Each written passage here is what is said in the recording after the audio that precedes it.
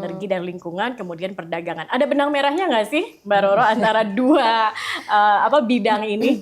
Untuk berada di Komisi 7, jadi 7 itu energi, lalu kemudian industri dan riset dan teknologi.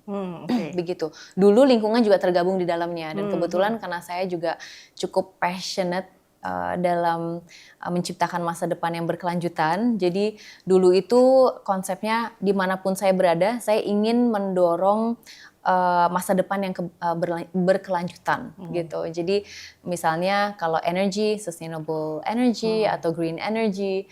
Makanya dulu salah satu undang-undang yang sebetulnya saya kepingin banget selesaikan tuh RUU Energi Baru dan Terbarukan.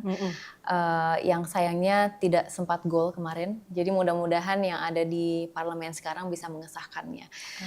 Tapi tadi Mbak Zakia menanyakan mengenai kayak gimana nih relevansinya. Betul. Jadi kalau latar belakang saya sendiri Mbak, saya itu dulu S1-nya di bidang ekonomi dan sosiologi gitu. Jadi dulu ngambil S1 di Manchester, di Manchester University. Terus S2-nya saya ngambil environmental technology.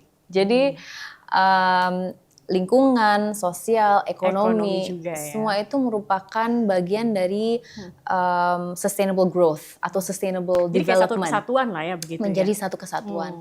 Nah dulu makanya kenapa kalau di Komisi 7-nya saya fokusnya terhadap tadi transisi energi dan lain-lain, dan bagaimana kita bisa menjaga lingkungan hidup kita dengan baik.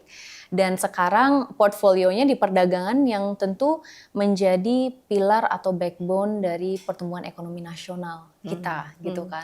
Perdagangan plays a very big factor, dan di situ juga tidak lepas dari misalnya sustainable trade, itu kan juga merupakan komponen yang kita bahas dengan berbagai macam negara untuk kemudian mengkonsepkan dan mengesahkan, merealisasikan perjanjian perdagangan internasional kita gitu.